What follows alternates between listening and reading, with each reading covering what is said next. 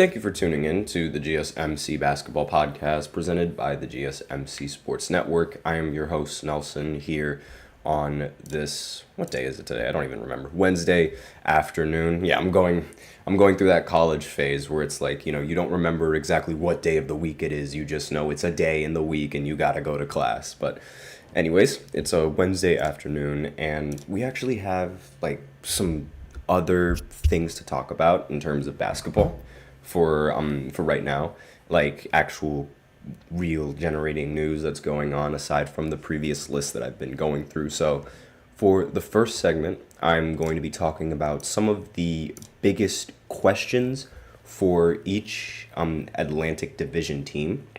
So this is I know I said we have news, but like I'm getting into that. So because essentially, with all of these, now that the season is about to start, now there's going to be a lot of growing questions about a lot of teams in the NBA, and I'm just going to go ahead and pick out which ones I think are like the biggest questions that are going to need answered in this season for each and every single one of these teams.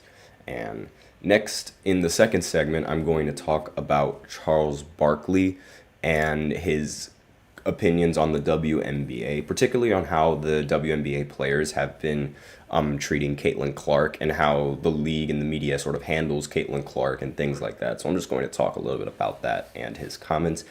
And then in the third segment, we're going to talk about Anthony Edwards again. This time he's getting more backlash from his comment. This time it's from an NBA veteran.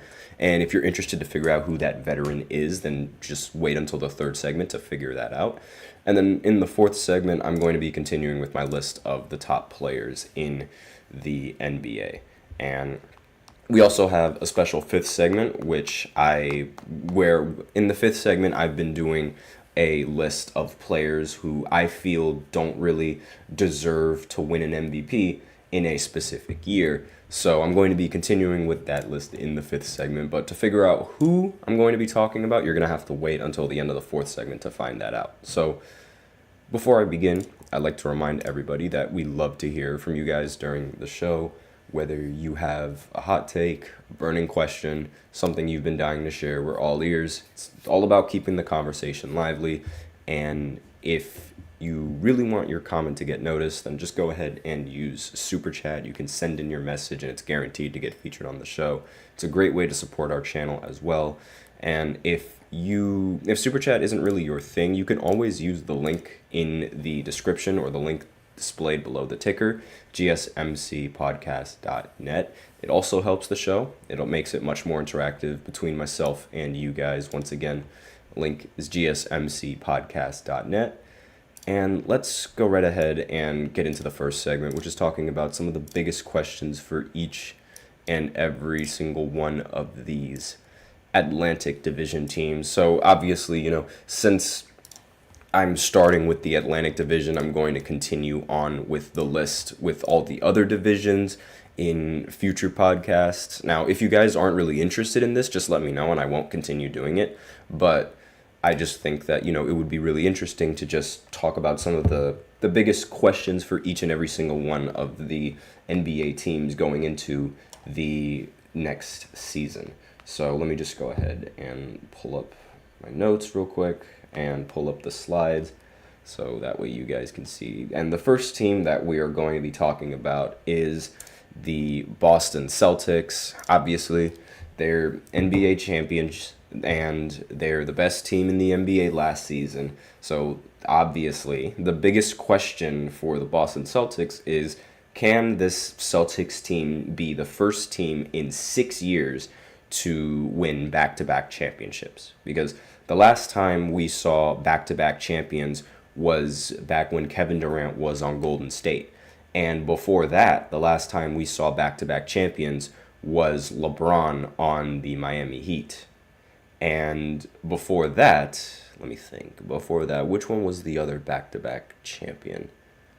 I believe that was the next back-to-back champion before the Miami Heat was the Lakers.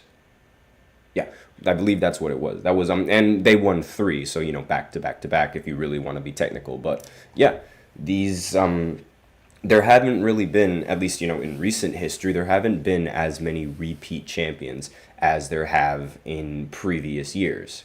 And really, the biggest question for this is easily like the biggest question for Boston. Can they repeat and win one more time? And it's like that was the same. It was the same big question for the Denver Nuggets going into like last season. Like the biggest question for them for the last season was, can they repeat again? And so obviously the biggest question for every single championship team, in my opinion, is going to be, can they do it again? And the Bucks look like a potential dynasty after winning back in 2021, but Chris Middleton's injuries ended up being the downfall of basically, the entire hopes and dreams that the Bucks had before they acquired Damian Lillard. And there was obviously, logical explanation for why each of the last 5 championships before the Celtics were unable to repeat. But whether it be injuries, whether it be roster regression, or the rest of the league just catching up to them, like, will the Celtics fall into that same sort of rabbit hole as the other previous teams, where it's like every other team seems to catch up to them just like that? But let me know in the comments if you think there's a bigger question than this that needs to be answered for the Boston Celtics, because another question that I could really think of is, how will the Celtics maintain their roster in the future? That's like the other dying question that I want to know. But going into this season, I think there's no real need to worry about keeping the players in for the deep future now. Like right now, you're just looking to win back to back. Like right now, you're looking to win. And so the focus shouldn't be on long-term future, and the question shouldn't be on the future. It should be, can we win now? And like, obviously, the future is, I think that's, it's a later problem, especially with all of these luxury taxes and things like that. That is going to be a much later problem for the Boston Celtics that I don't think they should worry about now. Now, next team on this list is the Brooklyn Nets, and Ben Simmons. What? I'm not even going to talk about him. Anyways, the biggest question I have for the Brooklyn Nets, aside from, it would be, will Ben Simmons play? But I know he's not going to. So the biggest question is, will there be any kind of any more trades that Brooklyn decides to make in this regular season? Because they made a deal with Mikal Bridges, to deal away Mikal Bridges to the Knicks, and they've received a huge plethora of draft picks, and so they're committing to a full rebuild. And now the question is, are they going to try and get rid of some more players on their roster, like this one right here, and try to engage with trades amongst other NBA teams to try and improve the roster, or maybe even try to create some space to not only acquire players, but also be able to trade players, because now you have to do that. But the Nets, they've entered into that rebuild mode. And the Nets, it's really the question is, they might not be done dealing, because they still have Bojan Bogdanovic, who came back in the Bridges deal, and he could be a pretty valuable trade asset off of despite coming off of a wrist and foot injury and wrist and foot surgery. He is expected to be back in training camp, and when he's healthy, he's a pretty solid option, and he can give you a solid 15 points and really good 3-point shooting. So really, the question is going to be, are the Nets going to try and trade some more of their pieces? And going forward, every move this season should be made with the next several years in mind if you're Brooklyn. So if they can trade guys like Bogdanovich, Johnson, and Finney-Smith during the season, they could also put themselves in a position to land the number 1 overall pick in this draft, who a lot of people are thinking it's going to be Cooper Flagg.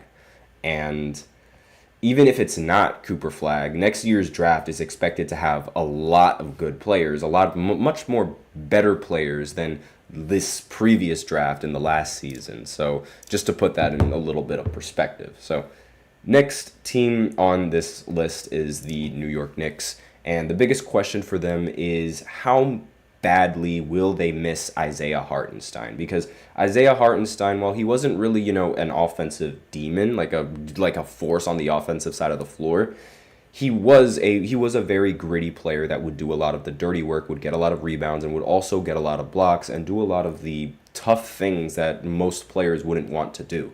And now the biggest question is, are the Knicks going to... Because that was part of the reason why the Knicks were so successful in their offense. Josh Hart and Isaiah Hartenstein being able to just hustle and not only snag boards but also create plays that wind up in the Knicks getting more chances and more possessions of the ball. And that's value. Like, it might not appear on the box score, but as it might not flash on the box score like Jalen Brunson's 40 points, but it does bring tremendous value to the team. It really, really does. So the biggest question is, are they really going to miss Isaiah Hartenstein after they let him go over to OKC? Because a lot of people, the entire Knicks roster, I believe, they really wanted Hartenstein to be a part of the team, and they also wanted OG to be a part of the culture that they were making as well. But it's like unfortunately, they can only pick one. So next team, because we are running a little bit low on time, is the 76ers. Now, obviously, the biggest question that anyone is going to ask about the 76ers is this finally their year? Ever since they had Joel Embiid, they were all like, trust the process. And it's just been, the process has still been ongoing. There have been several different lineups, several different roster changes, all with Joel Embiid at center, and none of them have been able to make it past the second round. And now that the 76ers, they have a really solid big three. Like, there is no complaints about anyone's offensive game or anyone's game about any of these players. Like, Ben Simmons, you could argue that, there was a complaint. He couldn't shoot, but he was still bringing value on the team. Like, that was before he went really, really just bad. He was still bringing value to the team. He just couldn't shoot. And Jimmy Butler, I mean, you could argue that his three-point shooting isn't really as good as it should be, but, he was still a very competent player. And then there's obviously Joel Embiid, but he's also injury-riddled. Now, in this season, there's, nobody that has a problem. None of the core players have a problem with performing under pressure. I mean, you might argue Paul George, but in recent years, Paul George has been pretty good in the postseason and has been delivering in the postseason. Like, he took the Clippers to their only Western Conference Finals. And again, the question for the 76ers, it's going to be, is this finally their year? Because they always say it every single time that it's going to be that they got it. This is the best chance that they have, and it always ends up falling short.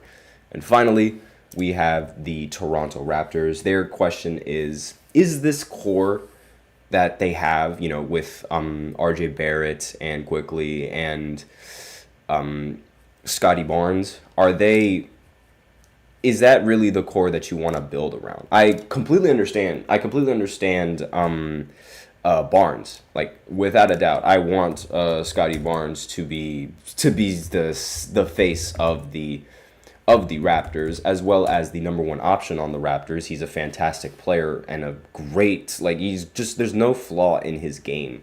And, you definitely want to build around that young player, but around those two, like RJ Barrett and Emmanuel Quickly, not entirely sure. I'm a little bit more sold on RJ Barrett given how he was playing for Canada in the Olympics, but still not entirely sold on that young core. Aside from Barnes, there's that young core, I'm not really sold on it. But that's all that I have for this first segment. So now we will go ahead and go into the second segment, where I talk about Charles Barkley and his comments about the WNBA. So I will be right back after this short break, so be sure to stay tuned. like I'm losing my mind. Is everybody in the world blind? Please, Lord, give me a sign, a sign.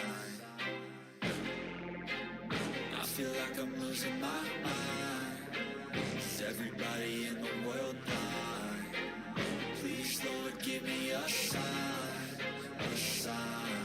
I wanna be the greatest. Everybody on the fake shit. I look around and feel like everybody is the fakest. I make this every day and I'm impatient, hoping one day I blow up from the basement. Statement, the top is so vacant. I don't hear shit that I think is amazing. Waiting for my day when I'm playing sold out shows for 1,000 faces. Hey, give me that crown, get in my way and to be put down. It ain't your place, all this my town. If I want that shit, then I'll get it right now. I'm losing it, the noose it fits. I'm losing shit, a stupid myth. You choose to live or choose to dip. You choose to fight or lose your grip and lose a gift. Oh. I feel like I'm losing my mind. Is everybody in the world blind? Please, Lord, give me a sign, a sign. I feel like I'm losing my mind. Is everybody in the world blind? And we are back with the second segment of the GSMC Basketball Podcast presented by the GSMC Sports Network.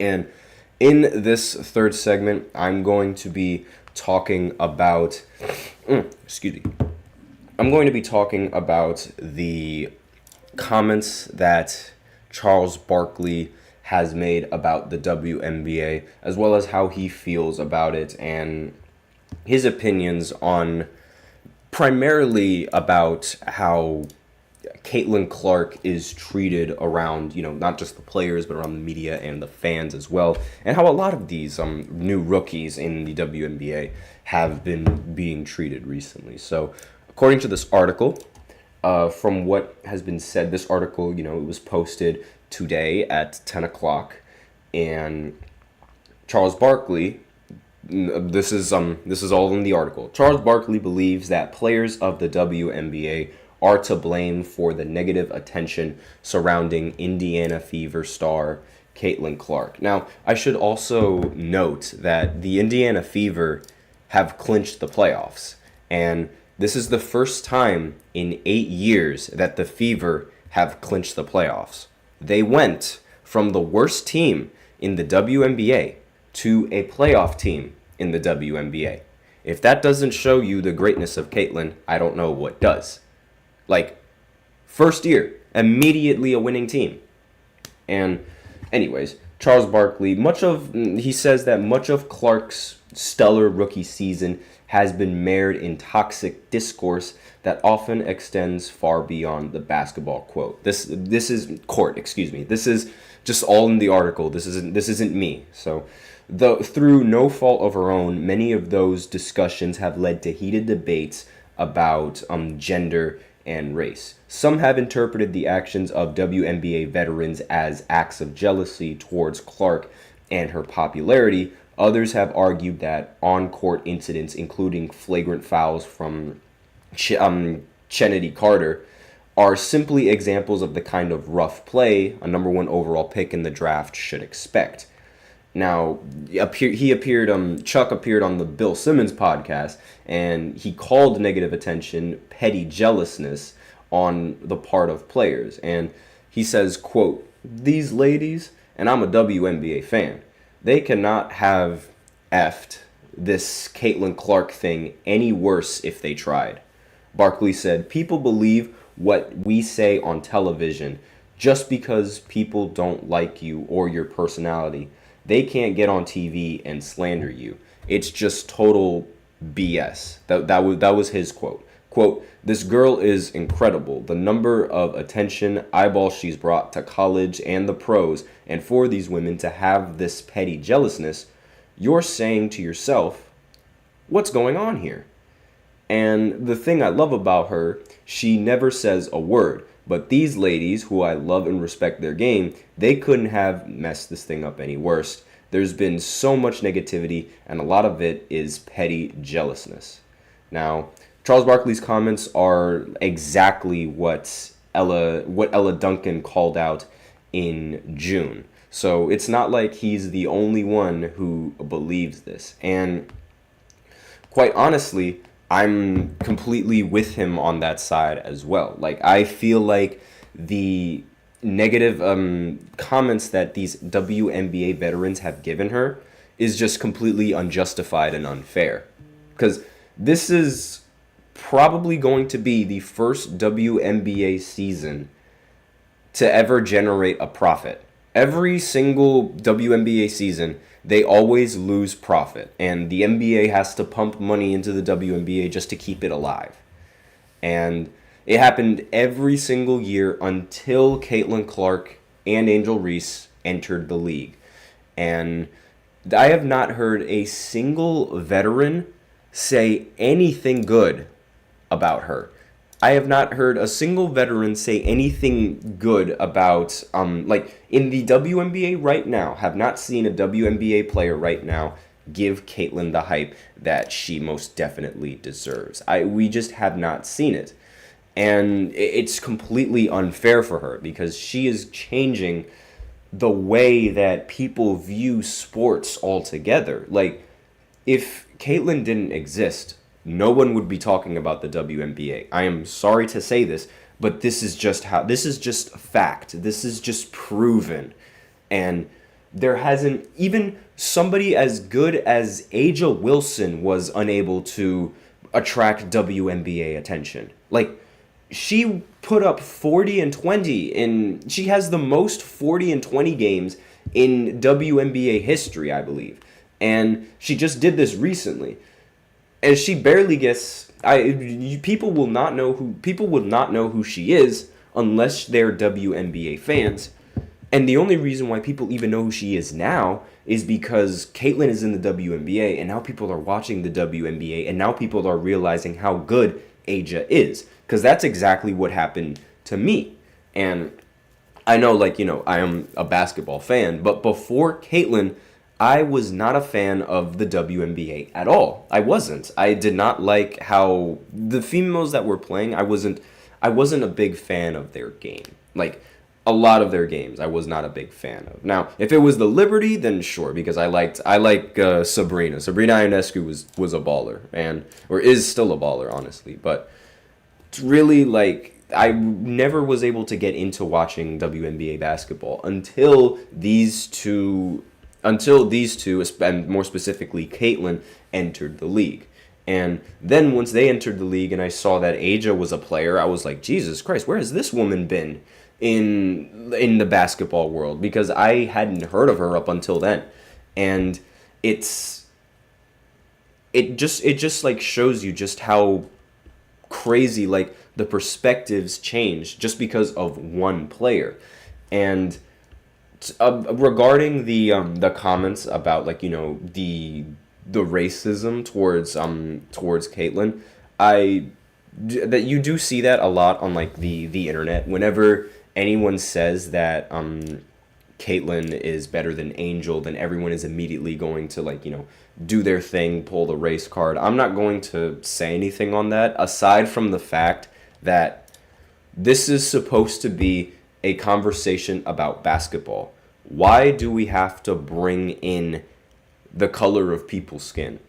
Because when I'm looking at both of them, I'm looking at how they play. I'm not looking at that. And I just genuinely don't understand how conversations elevate or debates, they elevate into something like that. It just doesn't make any sense to me.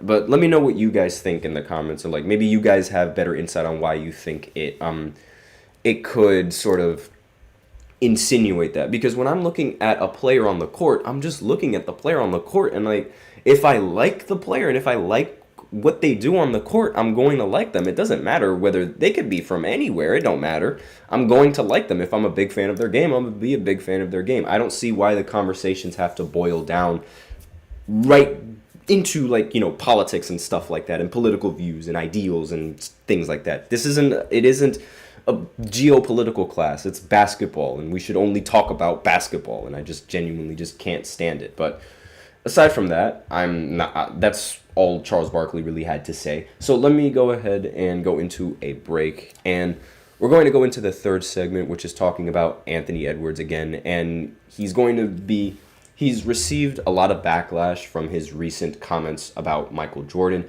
and now he's getting even more backlash from Paul George. Yeah, Paul George is throwing shade at him on his podcast. So be sure to tune in after this short break to figure out exactly what Podcast P had to say about Anthony Edwards. So I'll be right back. Looking for your daily fix of sports talk without having to pay for it? GSMC Sports Network is available on YouTube. Just search GSMC Sports Network. Get your fix of daily sports talk shows on YouTube, absolutely free. NFL, college football, NBA, MLB, MMA, UFC, fantasy football, and so much more. GSMC Sports Network has shows running all day long, with new sports shows starting every 2 hours. Just like on your favorite cable sports channel, except GSMC Sports Network is absolutely free. Just search GSMC Sports Network on YouTube to catch one of your new favorite shows, like the GSMC College Football Podcast, Chip Shot Football Podcast, Hoops and Heels Women's Sports Podcast, GSMC Basketball Podcast, and so many more. Check it out for yourself. GSMC Sports Network, now available on YouTube absolutely free. Search GSMC Sports Network on YouTube right now. And we are back with the third segment of the GSMC Basketball Podcast presented by the GSMC Sports Network. And in this third segment, we are going to be talking about Anthony Edwards getting more backlash from his comments, this time from Paul George. So if you guys remember from previous podcasts, or if you guys, have paid attention to the news recently, and like a couple of weeks ago, Anthony Edwards said, last month actually, Anthony Edwards said that players not named Michael Jordan who played before the 90s didn't have skill. It wasn't his exact quote, but that's what he was saying more or less. Like anyone aside from Michael Jordan back in the early 90s and in the late 80s did not have skill in the NBA. That's what he was saying.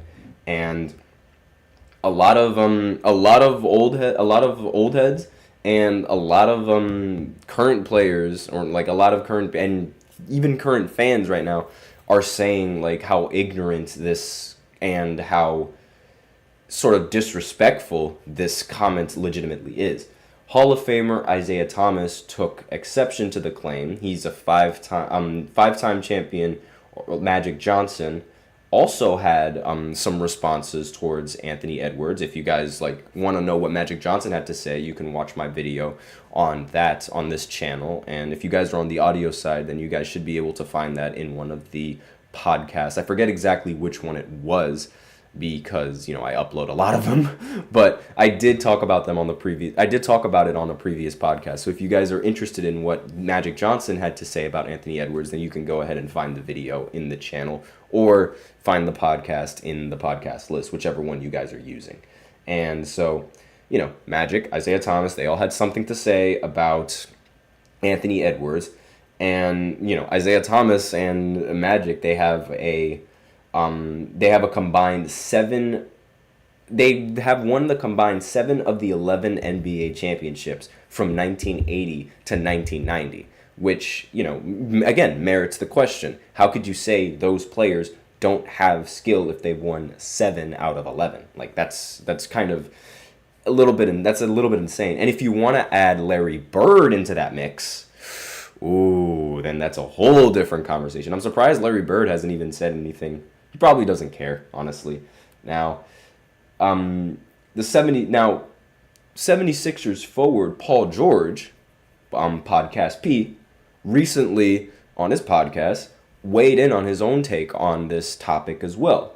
He's a 9-time All-Star. Obviously, you guys know who Playoff P is, Pandemic P, Podcast P, whatever you want to call it. But yeah, he was talking about Anthony Edwards and on his podcast recently, and it was on Monday's episode of his Podcast P with Paul George show. If you guys are interested in hearing all of the podcast, you can go ahead and check that out. And so the quote that I pulled out from that show was, quote, "I thought it was kind of disrespectful to the game. I thought it was a very immature comment. how much the game has grown, you gotta pay dues to those dudes that did it before us. Excuse me. I had a little bit of a tongue twister there. But I do understand what Paul George is saying, and I do agree with what Paul George is saying, that you have to pay respect to the players before you, as opposed to just, saying that they weren't skilled. Like, as an NBA player, like if you were anyone else, then yes, you can make that claim. But as an NBA player, you have to, you absolutely cannot say that. It's unbearably ignorant. So there's no denying the influx of talent in the NBA. Like, there's so many more talented players now than there were back then. But saying that Michael was the only skilled player is just flat out wrong. Like, that's just flat out wrong. And so, like, Edwards, he's one of the prime examples of what a modern superstar looks like. But athletes, most of the time, they usually pay homage to players who came before them. So what Anthony Edwards said was basically in direct contrast of what most athletes in the NBA usually talk about when they talk about past eras. Because, like, we don't really ever hear an NBA player blatantly disrespect another NBA player, at least, in recent history now. Like, we don't hear anybody do this kind of, that sort of slandering towards past or present or from future NBA players could they possibly be. Again, now, I'm not saying back then, because I remember back then, I don't remember back then, but back then, LeBron, because, I was born, like, when LeBron was drafted, but when LeBron was drafted, like, all of his teammates, they thought that they were all immediately hating on him. And, I mean, obviously, because everybody is going to hate on LeBron, but most of the time, NBA players, they always, like, give the props that other NBA players deserve due to the hard work that they put into the game and all that they've contributed to the game as well. So Anthony Edwards' comments on this are, as I've said before, rather immature, they're rather disrespectful, and I'm sort of, I'm a little bit glad that a lot of other NBA players are, they share the same opinion on this, because, I mean, aside from the fact that these comments are just not true, like, this just paints a false narrative in a lot of players and their history. Like, saying that there was no skilled player back then only would enhance Michael Jordan fans and in a debate when talking about how good players actually were. But then again, you could argue that this also helps LeBron's case, because if people say that Michael Jordan was the only player that had skill, that would mean that LeBron is winning championships against players who have skill, where Michael Jordan is playing against players who don't have skill. So, if anything, that's when I would use that's when I would use it, when I want to be a LeBron fan. But aside from that, no, I would not say that there was, and even then, like, that's just a joke, because I think Magic Johnson was skilled. I think Isaiah Thomas was skilled. I think a lot of there are a lot of Hall of Famers in the 80s and in the 90s that were very skilled. And maybe, could they play in today's league? Maybe not, but still, they were skilled, especially for the time. I mean, Larry Bird, are you going to tell me Larry Bird wasn't skilled? Or are you going to tell me Magic wasn't skilled? And aside from Isaiah Thomas, there's Clyde, there's Charles Barkley. You're going to tell me all of those players just weren't skilled. Even Shaq back in the day. I know Shaq didn't play in the early 80s, but still, like, I mean, Oscar Robertson. You're telling me Oscar Robertson doesn't have any skill? I mean, Wilt Chamberlain. All of those players back then. You're telling me they didn't have some type of skill in basketball? I can't buy that. Especially when you look at clips of Wilt Chamberlain. I don't know if any of you guys have seen video clips of Wilt Chamberlain, but I have seen clips where this man straight up just fadeaway dirks the ball and makes the shot. Like, it's a fadeaway bank shot, like, off of one hand, and it goes in. It's crazy how often it would go in. And, like, you can't tell me that somebody like Wilt wasn't skilled, but That's my opinion. Let me know what you guys think. But aside from that, we're going to go ahead and go into the fourth segment where I continue my list of the top players in the NBA. And we left off at number 19 with Jamal Murray. So we're going to move on to 20, and then we're going to go on to 25 and cap off the list right there. So I'll be right back after this short break. Stay tuned if you guys are interested.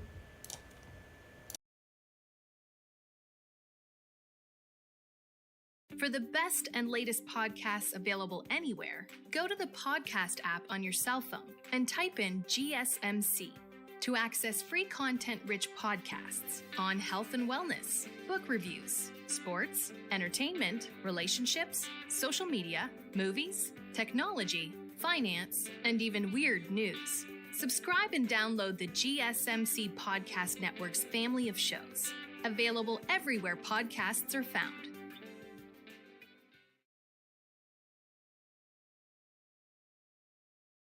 And we are back with the fourth segment of the GSMC Basketball Podcast presented by the GSMC Sports Network. And in this fourth segment, we are going to be talking about the top players in the NBA. Again, we left off at number 19 with Jamal Murray. So now we're going to go on and continue with this list at number 20. And we'll start off with naming another underrated player, in my opinion, Domantas Sabonis. And it's kind of ironic that I call him underrated because he was 8th in the running in MVP last season. But get this, he wasn't selected for the All-Star, which is unbelievable. He is ranked 8th in the MVP voting once the season concluded. And he did not get selected to be in the All-Star game, which is criminal. And the numbers that he averaged last season, they're very good. He averaged 19, led the league in rebounds, and was also able to average 8 assists as well, and was also able to shoot 59% from the field, shot 37% from 3. Essentially, Domantas Sabonis is just a shorter, weaker Jokic. If you like, less offensive, I can't even say less offensive, but less impactful Jokic. Let's just put it that way, because I mean, yes, Sabonis's numbers, they are incredibly impactful, 19, 13, and 8, but Jokic, he averaged like 25, 12, and almost 9. So it's like Jokic clearly had the better numbers, and Jokic ended up winning the MVP. So I'm not saying that Sabonis doesn't bring value, but I'm saying that he brings a little less value than Jokic. But it's like, I mean, again, like it's not that big of a deal. I mean, I would love to have somebody average 19, 13, and 8 on my team. Like, please. And obviously, I would rather have Jokic, but Sabonis is still a pretty good option. And I was debating on putting him over Jamal, but for the fact that I haven't really seen much of Sabonis, like, have a lot of success in the postseason, I don't really want to put him, so high, but that's just me. Let me know in the comments what you guys think. Next player on this list is going to be Jaylen Brown. Now, Jaylen Brown, he's 21st, and I mean, the biggest reason why he's on this list and so high is because of his Eastern Conference Finals MVP and his Finals MVP that he was able to win for the Boston Celtics. Now, the Finals MVP might not have been one of the more impressive Finals MVPs that we've seen in previous years, but it is still a Finals MVP, and he was still considered the best player on the team. And winning the Finals MVP and the Eastern Conference Finals MVP over Jason Tatum, who was widely considered as the best player on the team, goes to show you just how much talent Jaylen Brown actually has and the value that Jaylen Brown legitimately brings. Because of the two, you wouldn't have thought that Jaylen Brown would be the one that actually ended up getting another trophy, actually 2 more trophies, than somebody like Jason Tatum. Like, you would think that Jason Tatum would win the Eastern Conference Finals MVP or Finals MVP, but no, it was Jaylen Brown. And throughout his entire career, Jaylen Brown has done nothing but get better and better and better. And I sort of think he deserves a spot on this top 25 list, and he should be up there in like at least he should be there in at least 25, and I put him at 21 because of the recent performances and the recent season. Now, next player that I have on this list is Ja Morant. Actually, wait, no. Revoke that. Next player that I have on this list is actually Trae Young. And the reason why I flipped it like almost immediately is because I realized that while Ja Morant, he's been a phenomenal player and he does have a Rookie of the Year accolade under his belt. And while Trae Young doesn't really have many accolades to say that he has, I do also think that Trae Young is one of the more underrated guards in this league. Like, his consistency throughout every season is a little bit underrated. And I'm only talking about the offensive side of the ball because I think that, he's been a 25 point per game, 9.5 plus assist average player in every single season aside from his rookie year. And I think that deserves way more praise than Ja Morant. And so that's why I put Trae Young higher than Ja Morant. But I'm going to put Ja Morant directly after Trae Young on this list. So we'd have 21 Jaylen Brown, then we have 22 as Trae Young, and then 23 as Ja Morant. Now, again, Jaylen Brown, he has the defense, which gives him an edge from both Ja and Trae Young. Trae Young has a lot more consistency, and he was there last season, aside from Ja Morant, which is the big reason why he's getting the nod over Ja, because Trae Young was there in the season. Now, while the Hawks weren't exactly, the best team, they were a mid-tier team, they were still a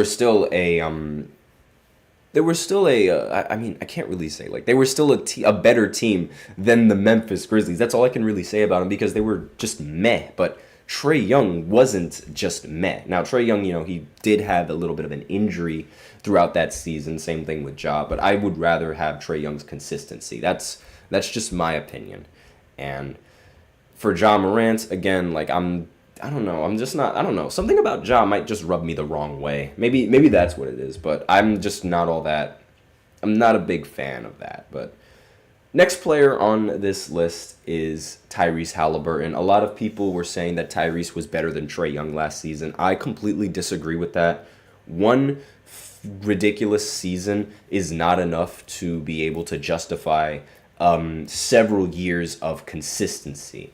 So, again, the reason why he's on this list is because of, just how ridiculous his season actually was and how much impact he actually, and, his playoff performance and taking the Pacers all the way over to the conference finals, something that I did not expect. Now, obviously, I'm going to take points off of the conference finals appearance, mainly because the how should I say, the teams that they were up against were riddled with injuries. So I think that was a little bit, a bit of an asterisk on there, just a little bit of an asterisk on there, but still making it all the way to that end of the postseason is still rather impressive. And not to mention, they also did a mid-season trade to get Pascal over to the Indiana Pacers, and that ended up working out phenomenally for the team. And the team was able to adjust to Pascal, and Pascal was able to adjust as well with the team, and they were able to make it pretty far. So I think that should also be able, the chemistry that he's able to have with new teammates and the ability that he has and in being an unselfish player should not get unnoticed. And again, another reason why he's pretty high on this list, he won a gold medal. Now, I know, it's like a little bit of a participation award on his part, but still, that's a gold medal. So, excuse me, we have the final player on this list. And it was honestly, really tough choosing who number 25 was going to be the last player on the top 25. But I'm going to go. I went with my gut. I wanted to say Paul George. But, like I said before, went with my gut, and I said Jalen Brunson. I think Jalen Brunson is at least the 25th best player in the NBA right now, just based off of what Jalen Brunson was able to do in the postseason, what he's been able to do on the Knicks, the fact that he's been able to turn the Knicks into a team that captures wins is great, and I think that is something that shouldn't get unnoticed, But it will get. I think it will get unnoticed eventually. But still, I think that this is phenomenal. And I would have, again, it was between him and Paul George, because I do think that Paul George has a much better all-around game than Jalen Brunson. And I do think that Paul George is a vastly better defender than Jalen Brunson. But the impact that Brunson has had with this Knicks team is ridiculous. And a lot of it is because of his ridiculous ability to score the ball.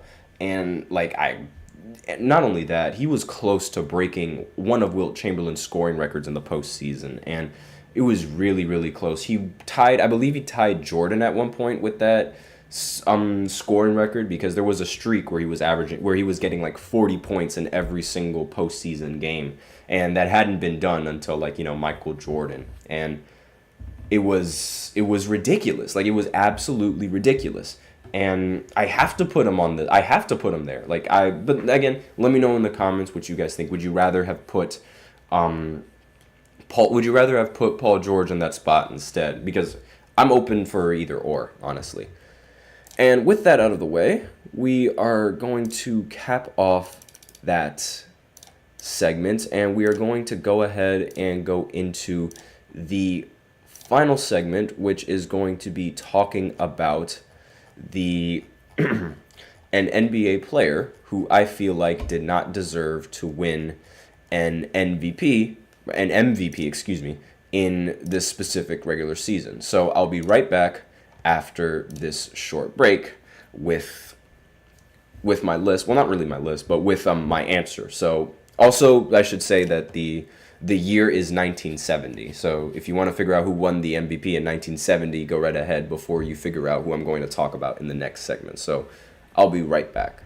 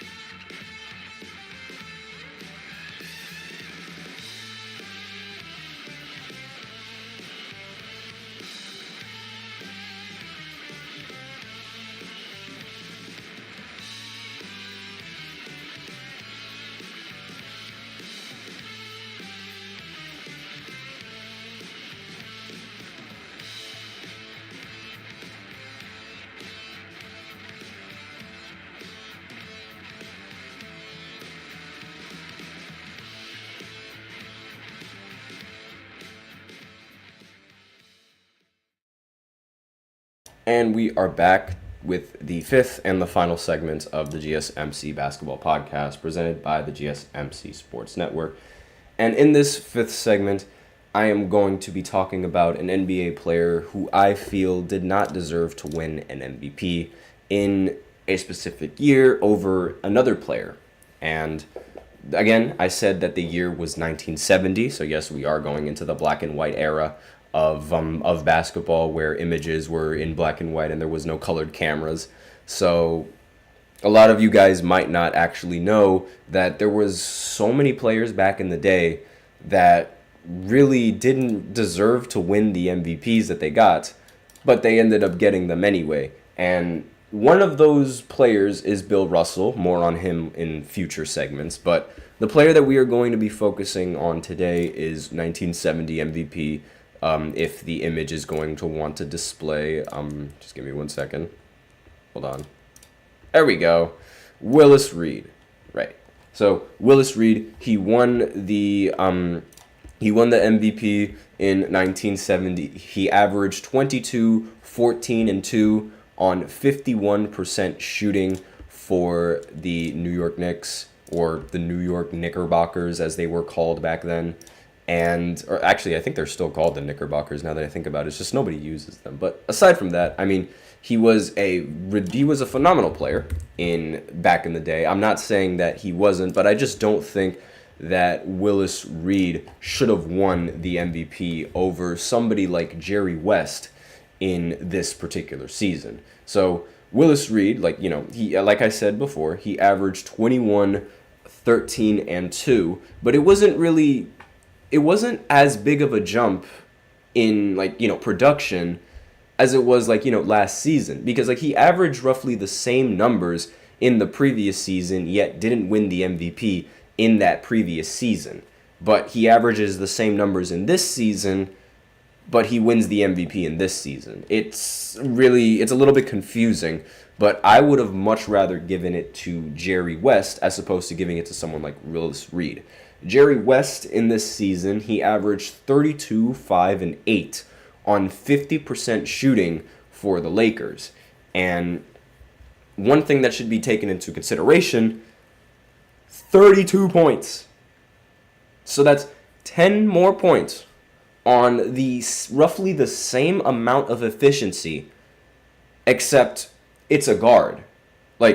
A guard is shooting almost as efficient from the field as a center. Now, usually that doesn't happen. Usually centers, they shoot much better than guards from the field, because guards, they have to take farther shots than most centers. Most centers especially back in the day, they would back up and they would go under the basket and they'd lay the ball up, or they'd dunk the ball, right? But Jerry West, he was one of those players who had to do something creative. He had to shoot a jump shot. He had to float the ball. He had to lay the ball up. He had to switcheroo. He had to do this, that, and the other.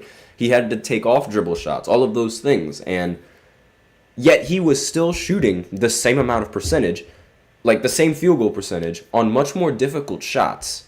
Meanwhile, Willis was able to shoot the same on easier shots. And on top of that, it's a 10-point difference.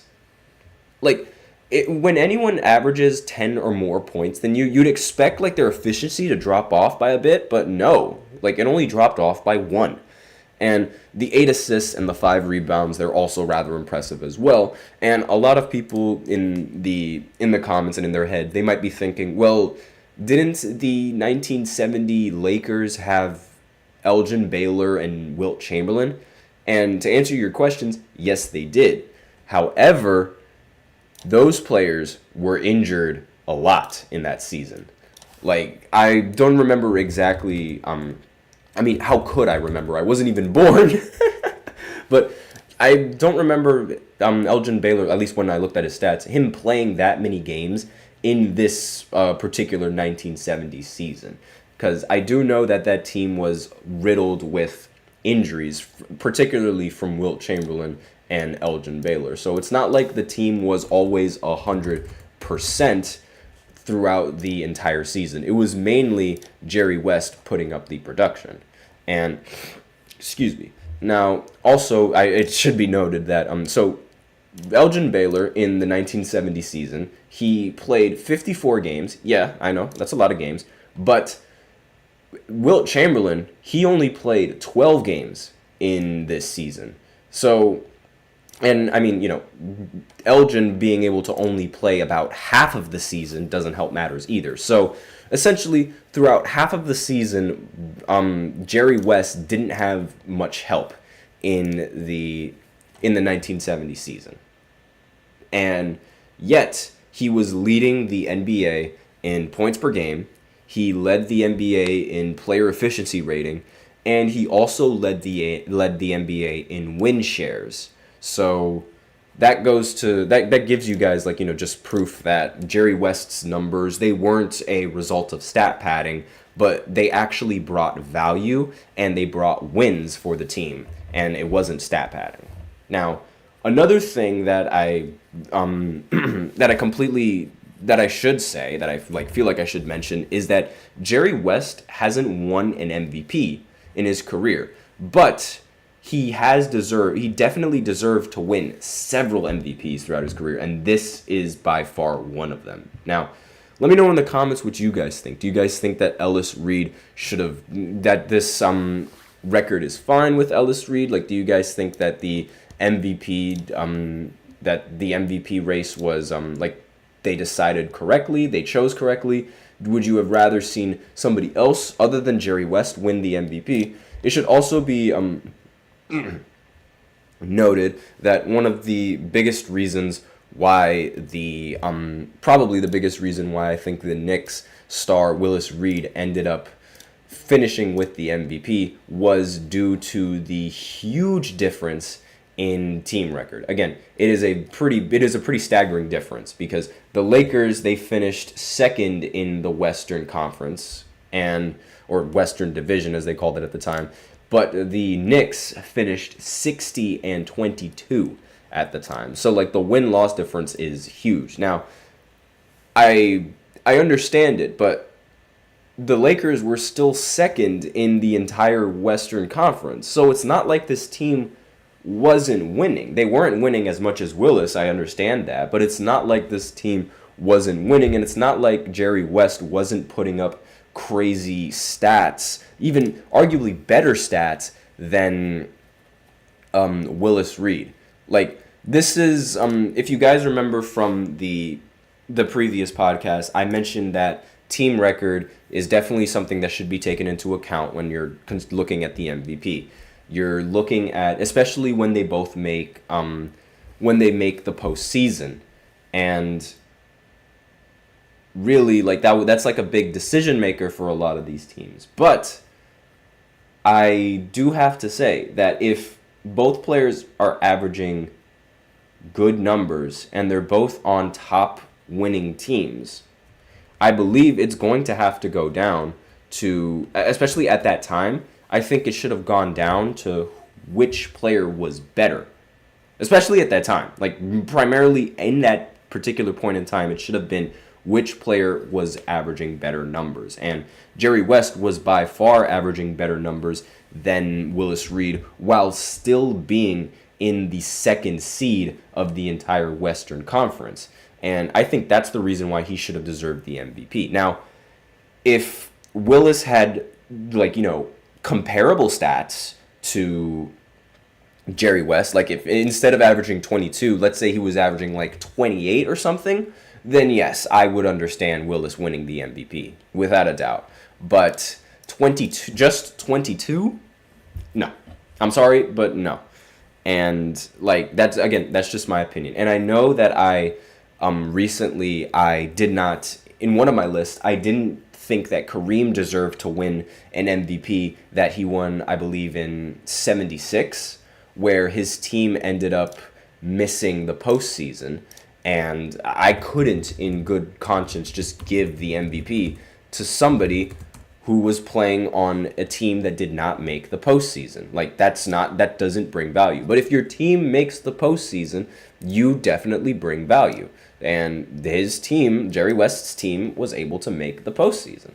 Now let me just go ahead and check to see that if I was right on the year, because I hope I was.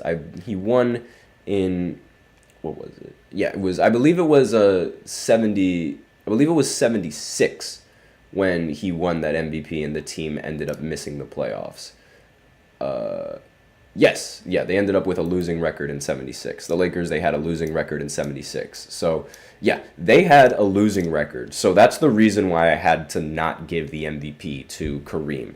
But the Lakers, they have a winning record, and they have almost 10 more wins than they do losses. Obviously, that's a far cry in comparison to being 60-22, but his stats are also a far cry in comparison to Willis Reed's stats. So, again, let me know in the comments what you guys think. Do you guys think that they picked correctly? Do you guys think that Jerry West should have won an MVP? Because again, like I said before, Jerry West should have won multiple MVPs.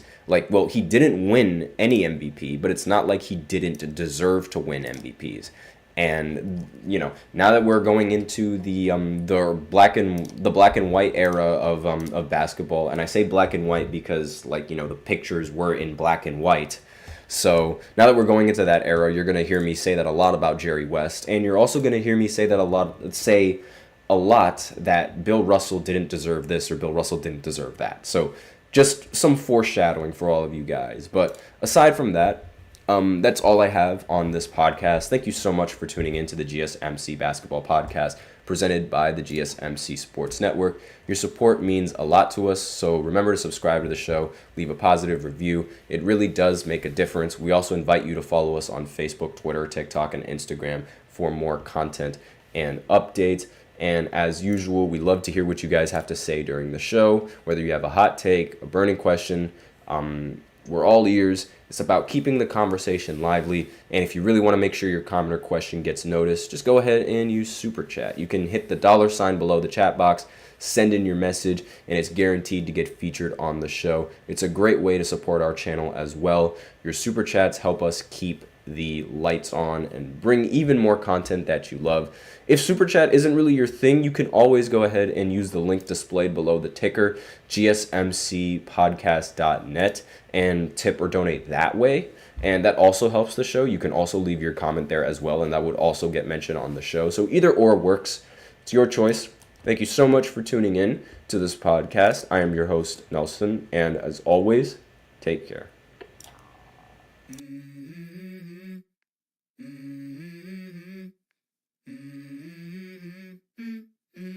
Let's go.